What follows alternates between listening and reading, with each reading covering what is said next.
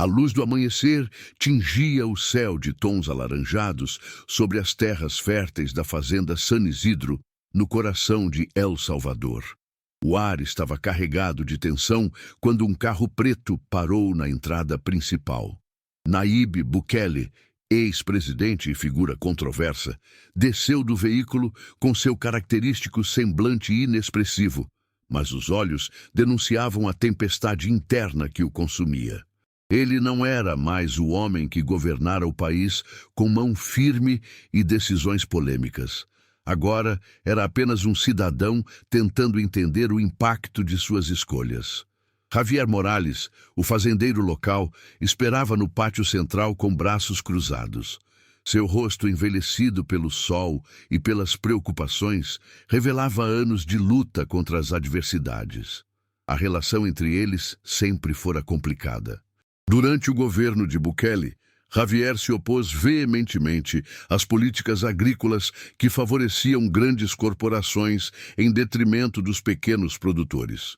Agora, com a economia rural em crise, sua paciência estava no limite. "Você tem coragem de aparecer aqui?" Javier começou, sua voz rouca cortando o silêncio como uma faca. "Depois de tudo o que fez, ainda vem até minha terra?" Bukele ajustou o paletó, mantendo a postura ereta. "Eu vim porque precisamos conversar. Você sabe o que está acontecendo no país. Não é só a sua fazenda que está em risco." "Ah, claro", Javier respondeu com sarcasmo, dando um passo à frente. "Você vem bancar o Salvador agora, depois de anos nos ignorando, jogando nossas famílias na miséria enquanto enriquecia seus amigos." Os dois homens estavam frente a frente, separados por décadas de desconfiança e mágoas acumuladas. O vento soprava forte, levantando poeira ao redor, como se a própria natureza refletisse a tensão crescente entre eles. Bukele respirou fundo antes de responder. "Não estou aqui para pedir desculpas, Javier. Estou aqui porque o país está à beira do colapso. E se você acha que eu sou o único culpado, então talvez esteja na hora de abrir os olhos." Javier franziu a testa, confuso. "O que você quer dizer com isso?" Antes que Bukele pudesse responder, um grupo de trabalhadores da fazenda se aproximou, visivelmente agitados. Um deles, um jovem chamado Mateu, falou: "Patrão, temos problemas. Os caminhões de abastecimento não vieram hoje. Sem fertilizantes, a safra está comprometida." Javier cerrou os punhos, frustrado. "Isso é culpa dele", apontou para Bukele. "As políticas dele arruinaram nossa logística." Mas Bukele balançou a cabeça, negando. "Não foi decisão minha. Alguém está sabotando a distribuição. E eu acho que sei quem." A revelação deixou Javier momentaneamente sem palavras. Ele encarou Bukele, tentando discernir se aquilo era verdade ou mais uma manobra política. "Prove", disse finalmente. Bukele tirou do bolso um celular e mostrou fotos de documentos sigilosos. "Essas são provas de que há uma conspiração dentro do atual governo. Eles estão usando táticas sujas para desestabilizar regiões inteiras, incluindo esta." Javier hesitou, mas algo no tom de Bukele parecia sincero. Ele pegou o celular e examinou as imagens. As informações eram detalhadas e convincentes. "Por que você me mostra isso?" perguntou desconfiado. "Porque precisamos unir forças", respondeu Bukele. "Sozinho, nenhum de nós pode enfrentar isso, mas juntos..." Javier interrompeu, irritado. "Unir forças? Com você? Você destruiu vidas, Bukele. Como posso confiar em você?" "Você quer salvar sua fazenda ou não?" retrucou Bukele, elevando a voz. "Está disposto a colocar seu orgulho acima das pessoas que dependem de você?" Os dois ficaram em silêncio por um momento, medindo-se mutuamente. Finalmente, Javier suspirou. "Tudo bem. Vamos ouvir o que você tem a dizer. Mas se isso for outra de suas armadilhas..." "Não é", garantiu Bukele, com um olhar determinado. "E pode ter certeza de que vou provar isso." Enquanto caminhavam em direção à sede da fazenda, Javier sentiu um peso no peito. Sabia que aquela decisão poderia mudar tudo, para melhor ou para pior. E pela primeira vez em anos, Ele percebeu que talvez nem tudo fosse tão preto no branco quanto imaginava. Dentro da sede da fazenda, o ambiente era austero e funcional. As paredes de madeira escura guardavam histórias de gerações de trabalhadores rurais, mas agora pareciam abafar a tensão que pairava no ar. Javier sentou-se à cabeceira da longa mesa de reuniões, enquanto Bukele ocupava uma cadeira mais afastada, como se mantivesse distância proposital. Entre eles, o celular com as provas ainda estava sobre a mesa, uma presença silenciosa que pesava tanto quanto as palavras não ditas. Vamos ao ponto, disse Javier, impaciente. O que exatamente você está tentando provar com isso? Bukele cruzou os braços e inclinou-se ligeiramente para frente. Essa sabotagem na logística agrícola não é aleatória. Ela tem um objetivo claro: criar caos nas áreas rurais para desestabilizar o governo atual. Eles querem culpar a gestão passada, ou seja, eu, por tudo isso. Javier franziu a testa, cético. E por que alguém faria isso? Quem ganha com isso? Os mesmos que sempre ganham, respondeu Bukele com um tom amargo. Grandes conglomerados internacionais interessados em comprar terras baratas e controlar a produção alimentícia do país. Com a crise, muitos pequenos produtores serão forçados a vender suas propriedades. E então, quem vai lucrar? Não são os camponeses. Mateu, que havia acompanhado a conversa discretamente, interveio. Mas isso parece grande demais. Como podemos ter certeza de que esses documentos são verdadeiros? Bukele olhou para ele, reconhecendo a dúvida genuína do jovem. Esses documentos vieram de dentro do próprio sistema. Eu tenho fontes confiáveis, pessoas que ainda me devem favores. Mas o tempo está se esgotando. Se não agirmos rápido, será tarde demais. Javier massageou as têmporas, sentindo o peso da situação. Ele sabia que Mateu tinha razão. Aquilo parecia surreal. No entanto, algo no comportamento de Bukele, uma urgência quase desesperada, despertava nele uma sensação desconfortável de veracidade. Talvez fosse orgulho ferido falando mais alto, mas ele precisava admitir. Se houvesse uma chance de salvar sua fazenda e proteger seus trabalhadores, ele não podia simplesmente ignorá-la. Suponhamos que eu acredite em você, começou Javier, hesitante. O que você sugere que façamos? Eu não tenho recursos nem influência política suficiente para enfrentar isso sozinho. Você não estará sozinho, respondeu Bukele, firme. Eu ainda tenho contatos. Posso mobilizar pessoas que podem ajudar. Mas preciso da sua cooperação total. Precisamos expor essa conspiração antes que ela cause mais danos. Javier levantou-se abruptamente, andando de um lado para o outro. Isso é loucura, Bukele. Você está pedindo para eu apostar tudo, minha fazenda, minha família, minha reputação, em uma teoria que pode ser falsa. É exatamente por isso que você precisa decidir agora, retrucou Bukele, também levantando-se. Porque se esperarmos mais, não restará nada para salvar. Enquanto os dois homens discutiam, um som estrondoso ecoou do lado de fora. Vidros tremeram e gritos distantes chegaram até eles. Sem hesitar, Javier correu para a janela e viu fumaça subindo ao longe, vinda dos campos de cultivo. Alguém havia ateado fogo intencionalmente às plantações.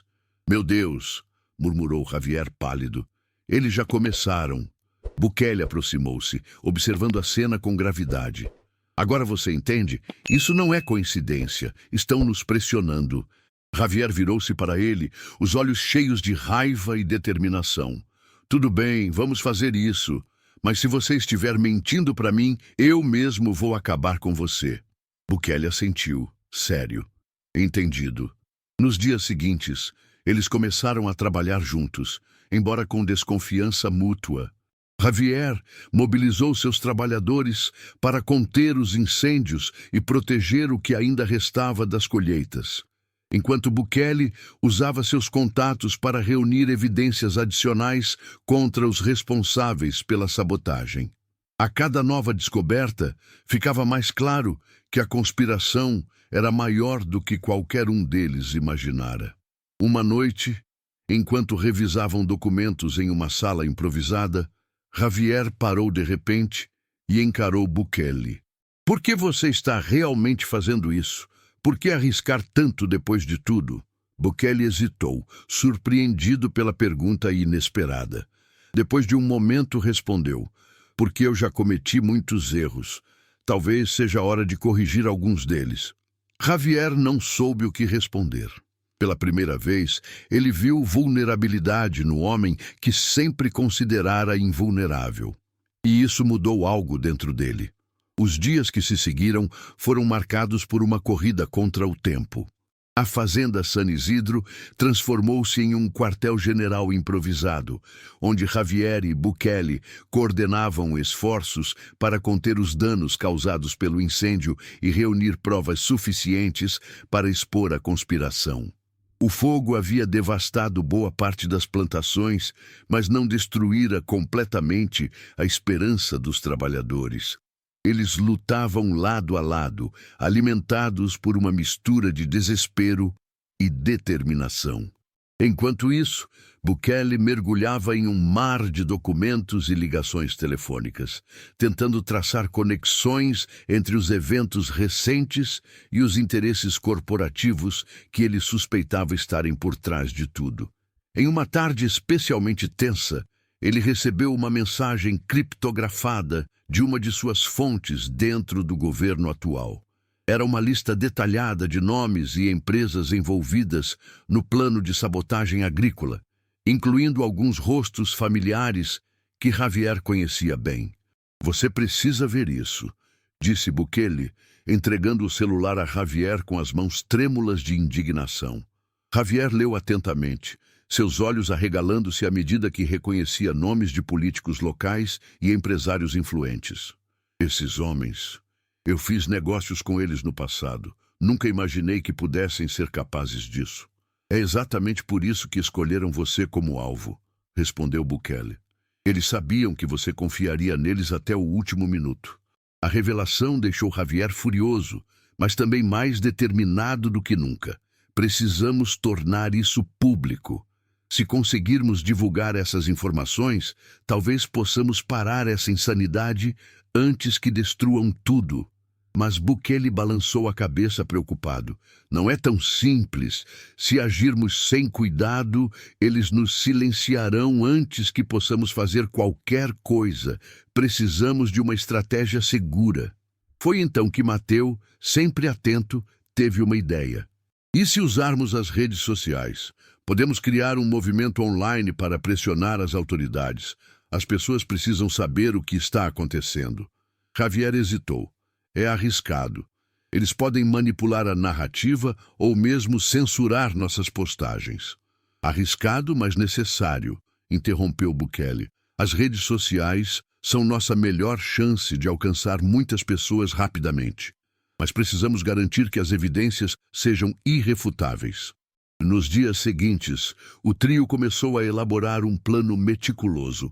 Enquanto Javier e seus trabalhadores documentavam os estragos nas plantações e coletavam amostras comprometedoras, Bukele trabalhava em um vídeo explicativo que conectava os pontos entre os incêndios, a sabotagem logística e os interesses corporativos.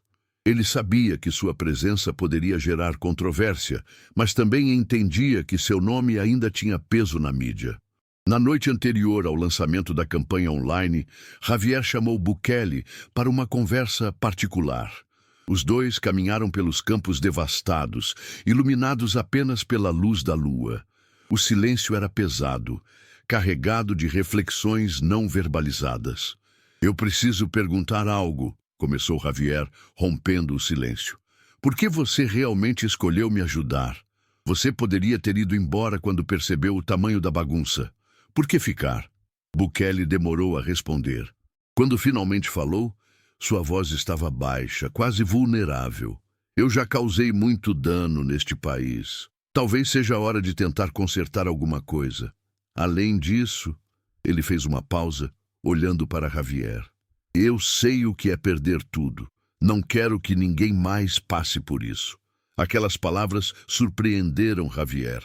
Ele nunca havia imaginado que Bukele pudesse sentir algo além de ambição e arrogância. Naquele momento, ele viu um homem diferente, alguém que talvez estivesse tentando redimir-se. No dia seguinte, o vídeo foi publicado. Em poucas horas, viralizou.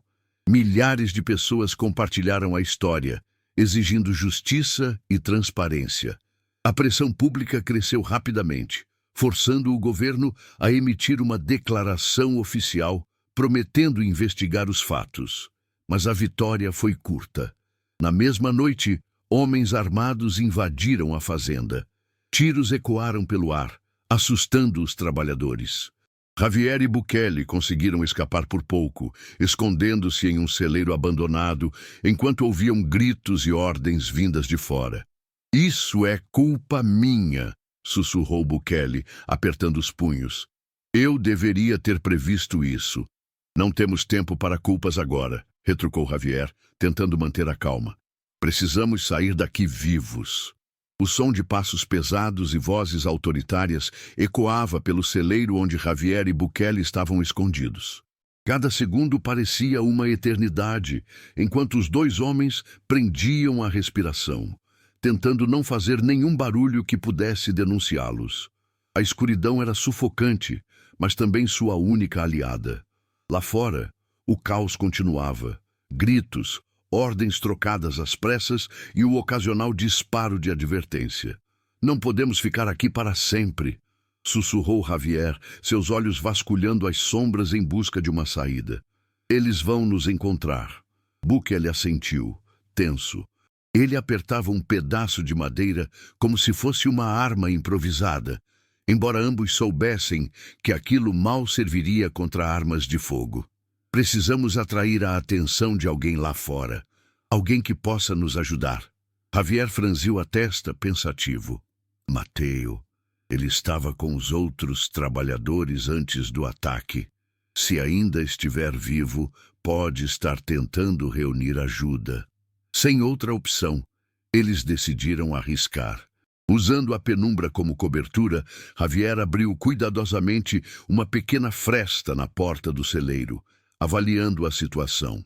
Os homens armados estavam espalhados pelo terreno, iluminando pontos aleatórios com lanternas. Era evidente que procuravam algo, ou alguém.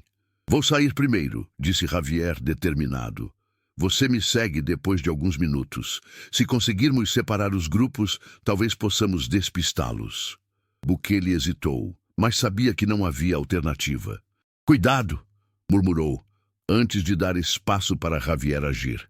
Com movimentos rápidos e silenciosos, Javier atravessou o terreno, aproveitando a vegetação rasteira para se camuflar. Ele conseguiu chegar até um dos galpões sem ser detectado e encontrou Mateo escondido lá dentro, junto com outros trabalhadores.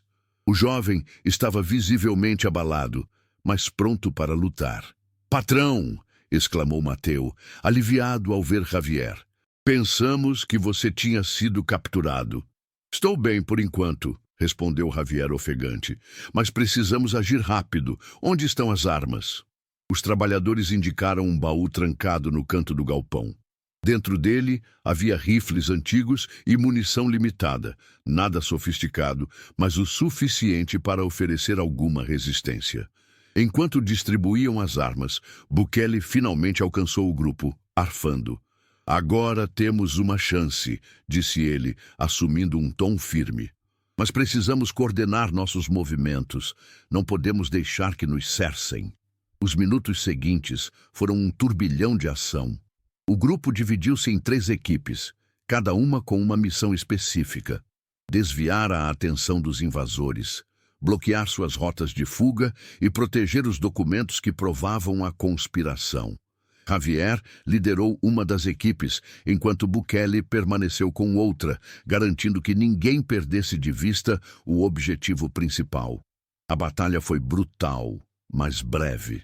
Os trabalhadores da fazenda conheciam cada centímetro do terreno, usando-o a seu favor para surpreender os inimigos. Após uma troca intensa de tiros e estratégias improvisadas, os invasores começaram a recuar, percebendo que estavam em desvantagem numérica. Quando o último homem armado fugiu, Javier e Bukele reuniram-se no centro do pátio, exaustos e feridos, mas vivos. Ao redor deles, os trabalhadores celebravam a vitória, embora soubessem que aquela era apenas uma batalha em uma guerra maior. "Conseguimos!", disse Javier, olhando para Bukele com uma mistura de gratidão e respeito renovado. "Mas isso não termina aqui." "Eu sei", respondeu Bukele sério. "Agora é hora de levar isso até o fim. Vamos expor essa conspiração para o mundo inteiro." Enquanto planejavam os próximos passos, Javier fez uma pausa e encarou Bukele diretamente. "Independente do que aconteça daqui para frente, quero que saiba que eu nunca imaginei que diria isso, mas estou orgulhoso de tê-lo ao meu lado." Bukele sorriu de leve, a expressão carregada de significados não ditos. "Talvez nós dois tenhamos mudado mais do que esperávamos." Chamada de ação para o telespectador.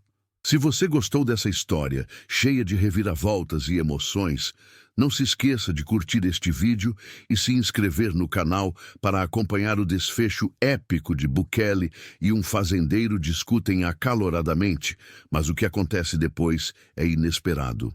Essa jornada está apenas começando e sua participação faz toda a diferença.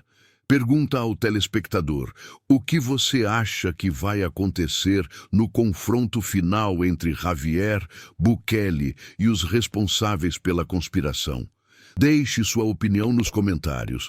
Os raios de sol da manhã iluminavam a fazenda San Isidro, agora um campo de batalha marcado por cicatrizes recentes.